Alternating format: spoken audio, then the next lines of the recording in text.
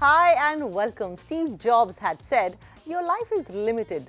Don't spend it or waste it living someone else's life." I think it is so true, and I'm sure you believe in that too.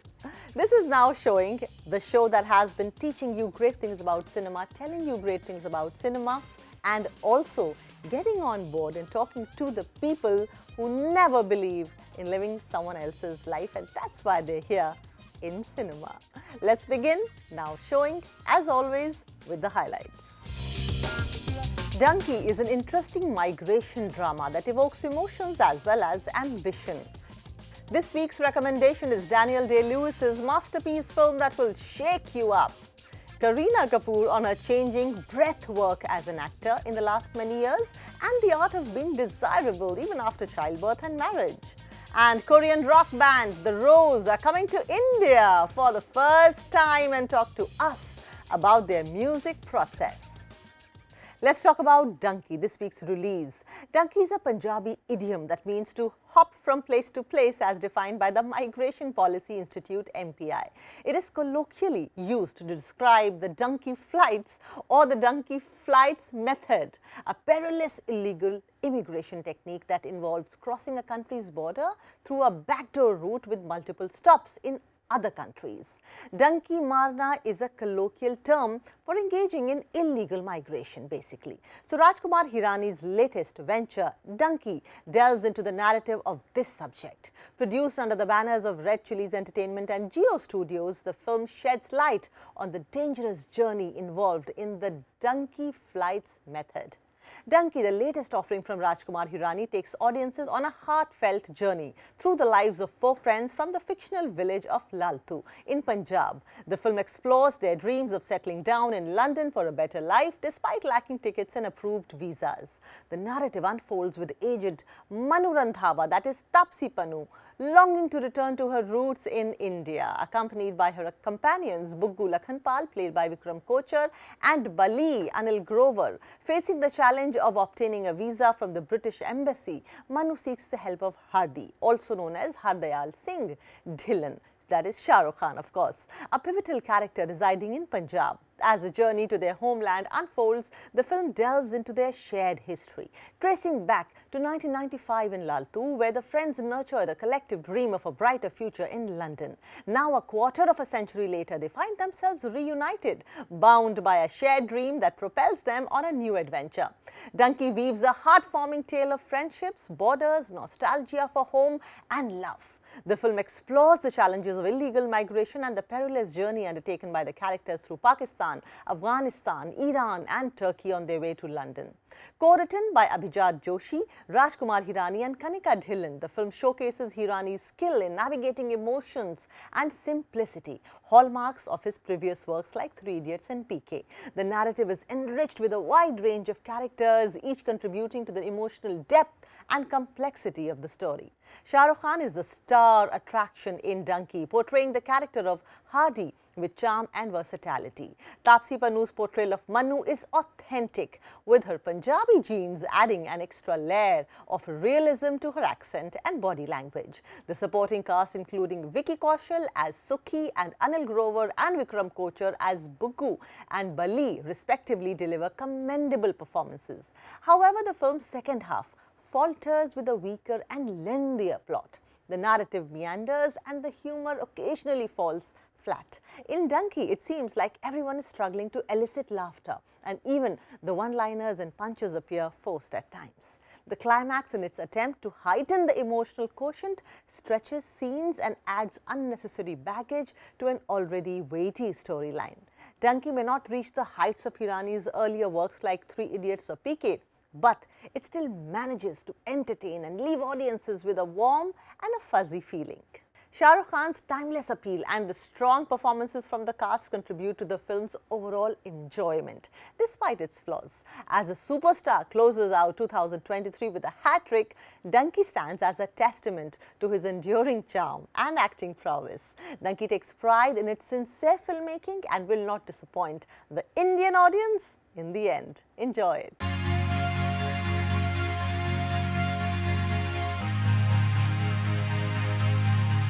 So from this week's release, now let's move on to this week's recommendation.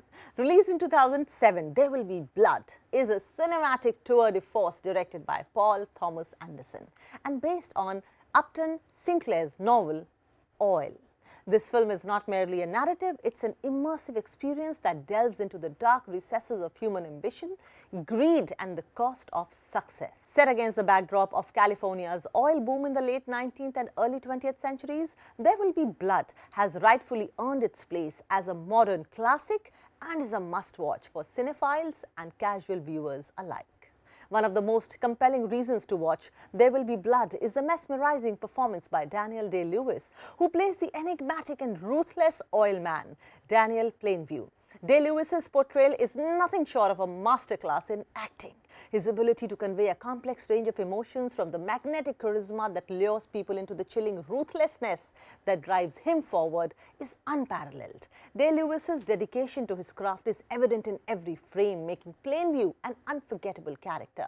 Paul Thomas Anderson, known for his distinct directorial style, crafts There Will Be Blood with a keen eye for detail and a flair for visual storytelling.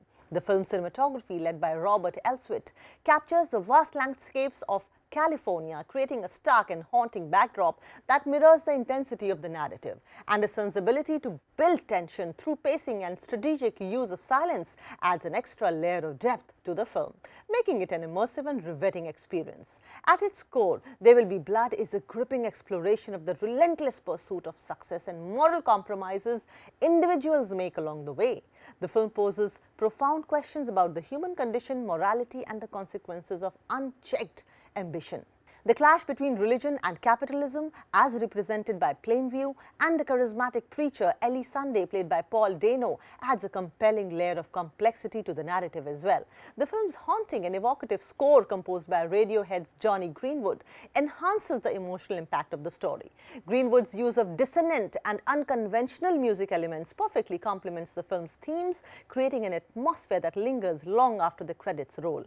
The score received widespread acclaim and contributed significantly to the film's overall sense of unease and foreboding. There Will Be Blood may be set in the early 20th century, but its themes are timeless and resonate with contemporary audiences. The exploration of the dark side of ambition, the impact of industrialization, and the moral quandaries faced by individuals in the pursuit of success are as relevant today as they were in the oil fields of California over centuries ago. I strongly recommend that you make time for it this weekend.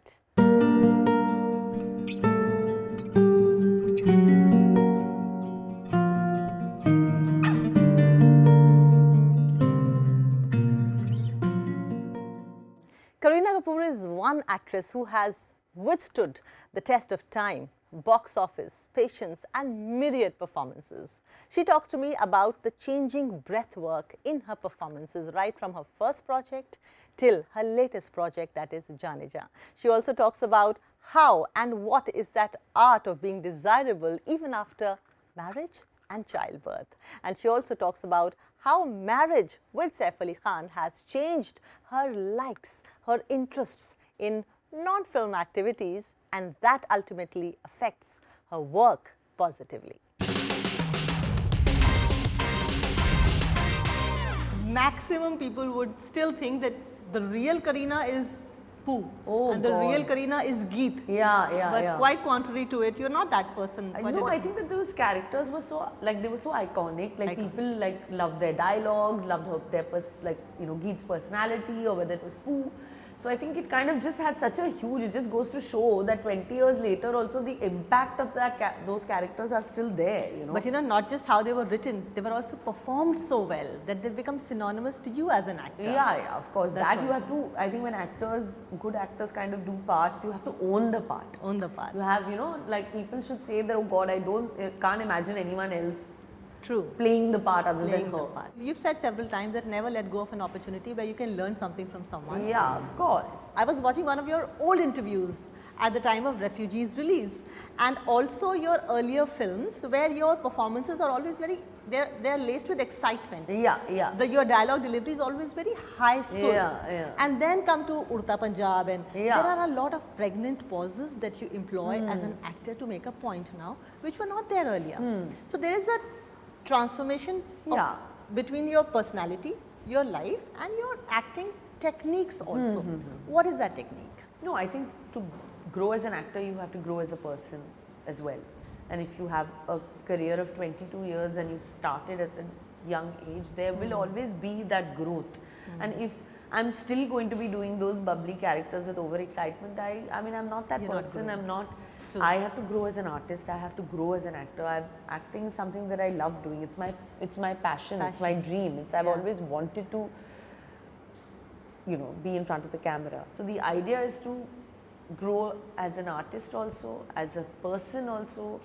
And I think that calmness comes with age, it comes with maturity, it comes with experiences that you have of your own, And I've been one person who's never taken her success and failure both very seriously. True. We saw in the news that you and Saif and the entire family attended a Rolling Stones concert. I'm also a big fan of blues music, and experiencing different kinds of arts. If you're an artist, it's a sure shot a winning proposition because it adds. Your husband, I have shot several good conversations with him, and he comes across as such a deep individual with such experiences. So he has been raised in boardings, both in India and abroad. He's known to be an avid reader of books, and he believes in life beyond movies. And I can see those changes in you also, where you're taking interest in various other things. So tell me, what are the non-film activities, Kareena, that you've started doing the last 5 years that have added immensely to your craft? No, I think that just generally, I think just kind of the content we watch, the kind of people we meet, it's not necessary it has to be from the same periphery. Okay. We because of course Saif knows a lot of people, and even we have common interests in whether it's travel, whether it's in watching shows, whether it's not like going to big parties. I think these are things that we now with the kids, we rather sit home and cook a meal. COVID has taught us to, where we enjoy cooking our own food and eating it. We love doing things like that. We involve, Taimur also now. So it's about, involving and being inclusive with, your family also. That we enjoy doing. It's big parties, I mean, once in a while it's okay, but it's never been like something that's been high up on our agenda. And he's like, I don't know why it's such a big thing. Because sometimes it's nice to read, he likes reading ghost stories, then he'll tell us about it. We have discussions about that. So it's like introducing you to different kind of things that you start enjoying apart from maybe just movies. I'm sure you know that intelligent women and accomplished women find Saif very sexy. Oh, I'm sure. What do you feel about it? I mean, he's an actor, He's somebody who's of course, he's also grown so much from, when he started, when he was 18. But I've always had that thing that I'm happy that if women really like Saif, because, of course, he is charming. He has, probably is, I think, the only actor who looks great in a suit. Yeah, I think that, when he dresses up, that's why I think he has the confidence that he doesn't need to dress up all the time, and he's most of the time hanging around in his kurta pajamas, which he loves. So he has certain qualities that I think it's just, I've just probably seen in Saif. Yes. But I'm happy. I think most women, I hope they like him and love him, because he's also an actor. He's an actor, and that's also part of his profession, no? So it's so important. True. I think a boarding upbringing has a lot to do with it. Would you contemplate sending your boys to the boarding too? Oh God, right now I think no, they're too small, so I can't imagine sending them. That time was also very different. Today, parents, we love being with our kids. True. We look forward to that. This time is the time that we can give them. Your mother, Babita ji, raised 2 children while she was a leading lady. Your mother-in-law, Sharmila Tagore ji, raised 3 children. What is the art for an actress to be desirable, even though she's somebody's wife and somebody's mother? I think that knack is just there, I think it's just you either have it or you don't, I don't know, I think because कोई सोच के तो नहीं desirable बनता है. Because वो दिखता है कि आप सोच रहे हो और यू नो ऐसे कपड़े पहनते हैं, ऐसे जिम के वीडियोस लगाएंगे, ऐसे इतना look you know like sexy और समथिंग लाइक दैट, एंड ऐसे थोड़ा it's not thought of. I think the fact is उस जमाने में तो सोचते नहीं थे कि क्या है. I think just the fact that you know that unattainable एक क्वालिटी होती है, यू नो, जो कोई कोई स्टार्स में अब तक है. तो आई थिंक वो एक क्वालिटी है, you know, it's just there. But I don't think people who don't try too hard, na, they become sexy. They look. I think so. Na, it doesn't matter okay how what she's wearing. I think some people can wear practically like you know the smallest of clothes, but it's not necessary. It has to be very attractive. Very true. You know, it can be. I think like a woman in a sari can just be looking so elegant and yet at the same time is desirable. You have worked with Aamir in 3 Idiots, Talash, and spent a lot of time. I think now you've come to a point in life where you can actually read each other's minds also on the set. So, from your point of view, which we might not know of, tell us what are the things that are unique to Aamir as a talent? Aamir's mind is very unlike any of the minds that I've ever, you know, kind of worked with. He truly is a very unique person. He truly is, I would say, a complete genius in his own, you know, in his own way. The way he just comes from a different direction. His wind blows from a different direction. He just kind of, everything, you know, like the dedication, the passion, the kind of love that he has for his films. From Rukh to Lal Singh Chaddha. I mean, I think no one really knows the real Aamir Khan because you've never really seen him ever on screen. You've just seen his characters. True. And he's always just made those characters his own, you know. I mean, you can't take out the character from, you know, Tare Zameen Par and put him in Lal Singh Chaddha or vice. That's Aamir Khan's USP. And that's true. I think his mind is his brilliance. And Aamir has always been very brave as a person, as an actor. He's somebody who's very sure-footed of himself, that this is what I want to do. As an actor also, he has his feet firmly on the ground. He knows exactly how, you know, he's thought about it. He knows how he wants to play it. Everything is very thought of. I've known him for like 30 years now, you know. I mean, I've seen him, but I've just seen like him grow from like, I don't know, from like strength to strength, whether it's Andaz Apna Apna, Raja Hindustani. I think that he truly is an institution in his own way, and I've been very, very lucky to have done such good work with Aamir. You being the granddaughter of Raj Kapoor Sahab, and you yourself being an actor of repute, is there any one film of your grandfather, Mr. Raj Kapoor, that you would like Aamir Khan Productions to make and you star in the lead? I don't know. He was such a, like, I mean, he was just such a great filmmaker. So if you pick any one of his films, I mean, there would be Barsat, there's Awara, there's even a Mera Naam Joker. I mean, I think actually I would love to see Aamir in that part. And yourself? Yeah, I mean, I don't know, me in any one of the roles are like, I mean, it's like a dream, no? But I see you dancing like, yeah. Imagine Prem Roog was also a classic. It's one of my favorite films. Great, thank you. Thank you. And now we are heading for a short break, but on the show when we come back, we have Korean rock band The Rose talking about their India visit where they shall be performing. Don't go away.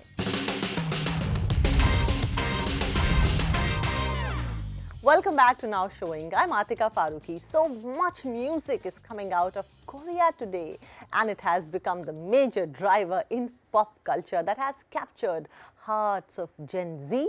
And up next, we have the members of Korean rock band The Rose, talking to my colleague Vishal Chatkara about performing in Mumbai next month at Lollapalooza, the very, very big music festival that we have here, and collaborating with K-pop band BTS's Sugar and their pre-gig ritual. You're a part of the rock band called The Rose. You'll be performing at the upcoming Lollapalooza Music Festival in Mumbai next month. What your fans can expect when you'll be performing at the Lollapalooza India, which is promoted by and produced by Book My Show? They could just be expecting to hear our songs, but more in a live version way. I think our songs really shine when you hear it live because we are a band. You will get to hear the real drums, real guitar, real voice. be excited for that. Do you all have a pre-gig ritual like a group hug or a speech before you go on stage? No, group hug, no, definitely not. But we do have like group thing. We do like the rose in Mumbai. Let's feel it. We just want to feel it. Yeah. Like I said, I was hooked to your song Back to Me. It has a touch of those pop songs of the early 2000s. Which pop band do you all listen to? I mean, we all listen to different things growing up, but me personally, I listen to a lot of alternative rock. Boys Like Girls, All Time Low, We the Kings. Green Day and The Script and Coldplay, all that kind of legends. When I grew up, I listened to Bon Jovi or 걔 누구지? 타임범 부르는 누구지? All Time Low. Yeah. All Time Low. Yeah. Yeah, for me, it's a very different genre, like Korean ballad, like AC/DC, All Time Low, like band music, like Korean ballad and Korean like dance music. Yeah, very different genre. I listen. At this point, would you please like to give us few lines of Back to Me? I can make you mad, I can make you scream, I can make you cry, I can make you leave, I can make you hate me for everything, but I can't make you come back to me. But you can make me come to India, Mumbai. Woo-sang, you collaborated with BTS's Suga on his album D-Day.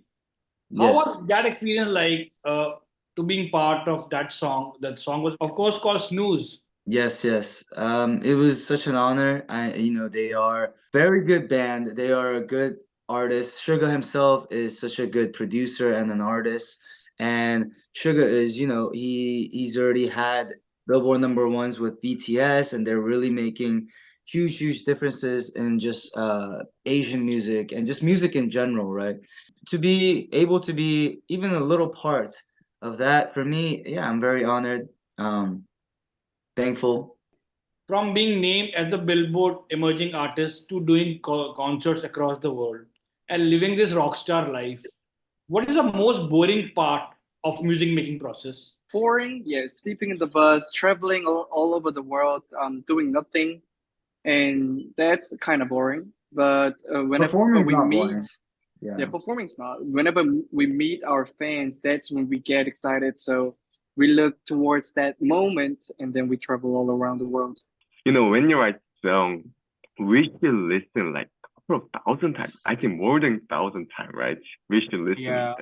The only song.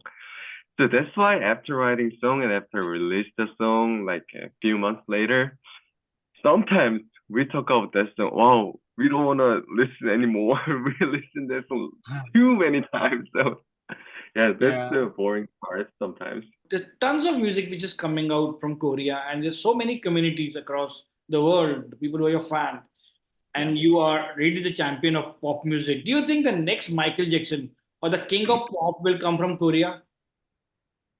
Oh, I think pop means American music, so maybe not the king of pop. I don't know. Like, I think it should just be like king of music or something, right? But I don't think there could be a next Michael Jackson just because Michael Jackson is Michael Jackson.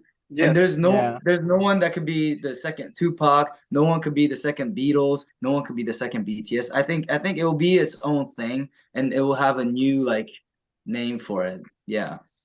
Yeah, I think it will have a new chapter, we can say. But we'll be the king of bands.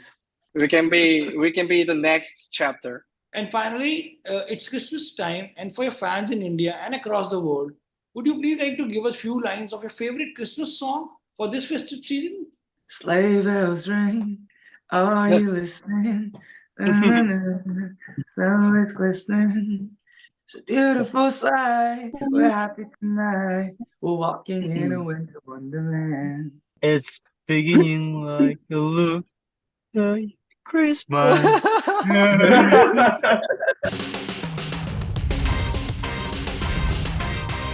How beautiful is that? I'm looking forward to their event too.